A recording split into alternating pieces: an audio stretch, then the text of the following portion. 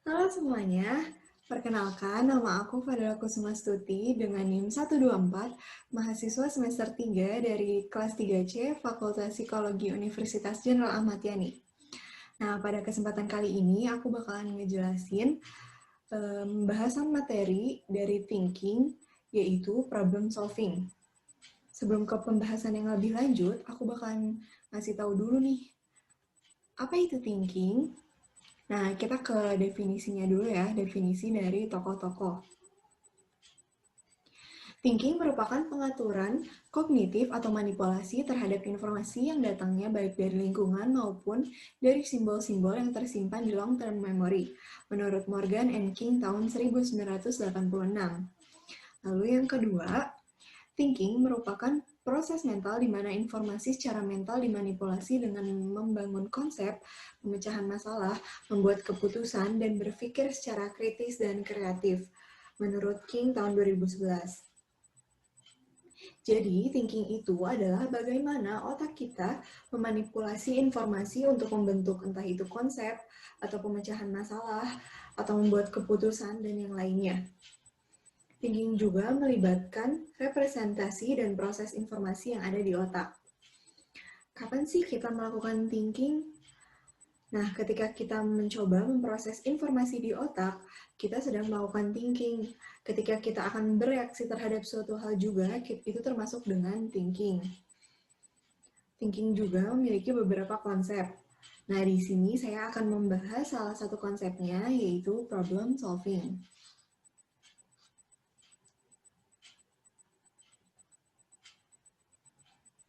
Problem solving atau pemecahan masalah, di sini ada beberapa definisinya.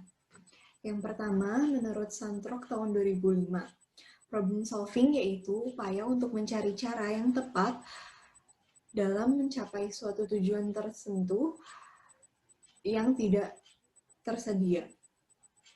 Yang kedua, menurut Leahy tahun 2007, yaitu proses kognitif di mana informasi digunakan untuk mencapai tujuan yang dihalangi oleh beberapa rintangan.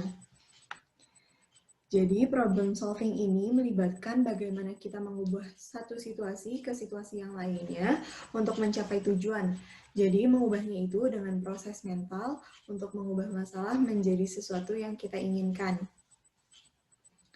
Tapi tidak semua masalah itu mudah diselesaikan. Terkadang ada masalah juga yang sulit untuk diselesaikan. Mengapa sih suatu masalah itu sulit untuk diselesaikan? Nah, jawabannya itu karena kita kurang memiliki informasi yang cukup dan kriteria tujuannya tidak sesuai atau tidak match dengan informasi yang kita punya. Misalnya nih, saya tuh ingin masyarakat di sekitar rumah saya untuk hidup bersih secara bersih dan menjaga lingkungan. Tetapi saya tuh nggak tahu apa alasannya mengapa tetangga saya membuang sampah sembarangan. Sehingga akan lebih sulit nih saya tidak mengetahui cara penyelesaian masalahnya dibandingkan saya tahu alasan mengapa tetangga saya buang sampah sembarangan. Lalu gimana nih dengan masalah yang sulit diselesaikan? Tenang, di sini kita tuh memiliki strategi pemecahan masalah. Ada beberapa strategi pemecahan masalah. Terdapat 3 strategi pemecahan masalah. Yang pertama ada subgoaling, yang kedua ada algoritma, dan yang ketiga ada heuristik.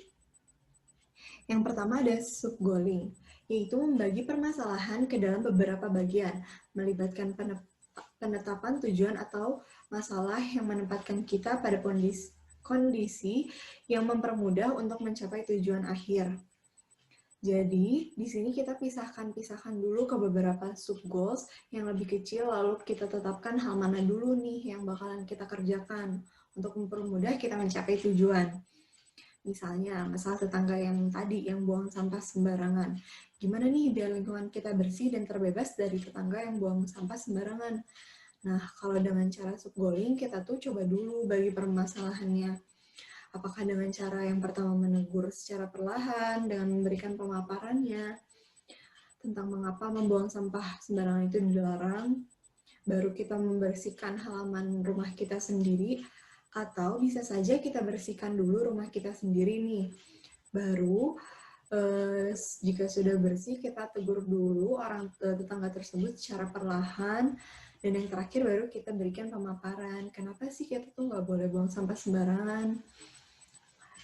Lalu yang kedua ada algoritma, yaitu suatu aturan atau strategi yang apabila diterapkan secara tepat, pasti akan dapat memecahkan suatu masalah, atau bisa disebut dengan strategi mengikuti cara pakai atau instruksi. Contohnya saat kita lapar nih, dan kita tuh ingin makan nasi, pakai rice cooker, tapi kita tidak tahu gimana cara pakai rice cooker sih, sedangkan di rumah tuh nggak ada orang. Jadi gimana cara menyelesaikan masalahnya? Yaitu yang pertama dengan cara lihat buku panduan. Jadi kita tuh melihat buku panduan menggunakan produk rice cooker itu seperti apa. Yang kedua bisa juga dengan cara melihat di YouTube cara menggunakan rice cooker. Atau bisa juga dengan cara menanyakan kepada tetangga bagaimana menggunakan rice cooker. Dan yang terakhir ada heuristik, yaitu strategi yang memberikan suatu solusi namun belum tentu dapat memberikan jawaban suatu permasalahan, atau yang sering disebut memberikan solusi jangka pendek. Contohnya saat kita berbohong, saat ujian sekolah biasanya kita pakai alasan sakit atau izin atau lainnya, padahal bolos karena ingin ke festival musik nih. Nah, keesokan harinya ketahuan tuh oleh guru, lalu ia minta maaf, dan minta maafnya itu sebagai proses heuristik.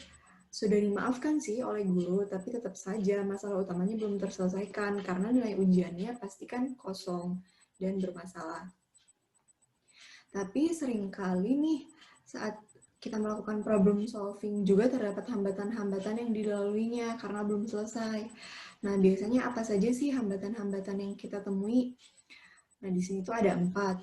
Ada fiksasi, ada evaluasi solusi yang tidak tepat, ada motivasi, dan ada emosi. Nah, fiksasi ini dibagi 2. Ada fiksasi fungsional, ada mental set terfiksasi. Yang pertama ada fiksasi fungsional atau functional fixated, yaitu terfiksasinya pada fungsi benda tertentu. Contohnya, saya ingin olahraga nih biar sehat, tetapi saya nggak punya sepeda.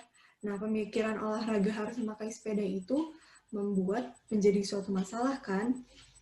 Saya malah jadi nggak berolahraga karena nggak punya sepeda. Lalu, ibu saya bilang, kenapa tidak olahraga pakai raket saja? Kan badminton juga termasuk olahraga. Nah, pikiran yang olahraga tapi nggak punya sepeda itu namanya fiksasi fungsional. Yang B ada mental set terfiksasi, yaitu pada cara pemecahan masalah tertentu yang berhasil di masa lampau, sehingga enggan mempelajari cara yang baru. Misalnya saya pemilik bisnis roti kecil-kecilan. Nah, saya membuat roti itu adalah dengan cara menimbangnya terlebih dahulu, mengaduk menggunakan tangan atau alat, lalu dibentuk dengan cetakan atau dengan tangan secara tradisional, dan yang terakhir memanggang di oven dan baru menjualnya.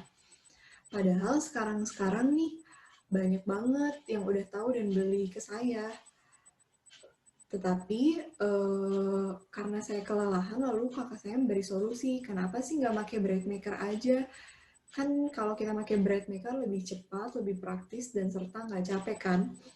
Tetapi saya menolak nih, sehingga bisnisnya menjadi banyak tertunda dan berantakan.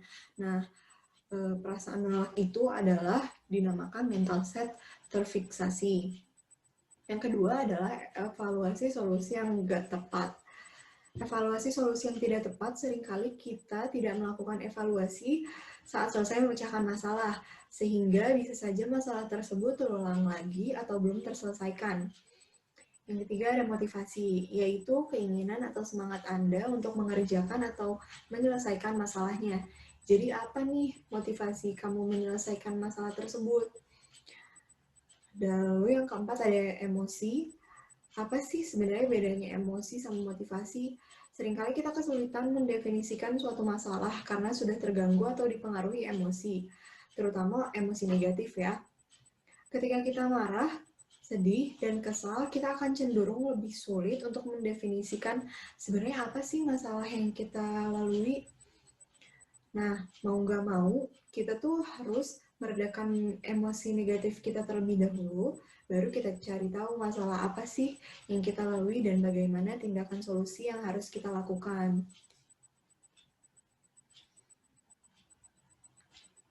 Terus gimana dong kalau misalnya kita mau melakukan pemecahan masalah?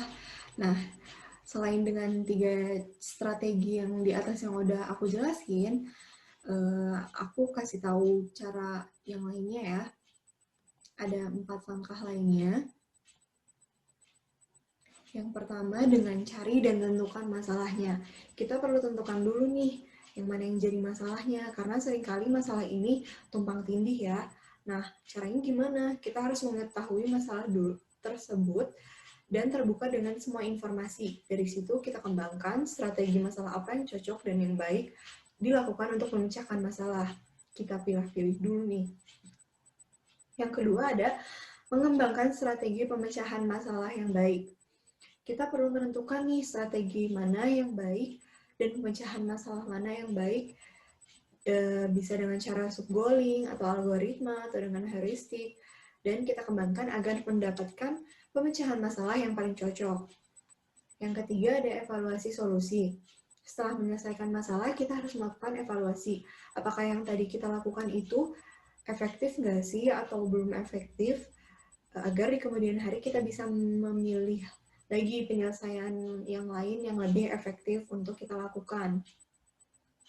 Dan yang terakhir, berpikir ulang dan mendefinisikan kembali masalah serta solusinya.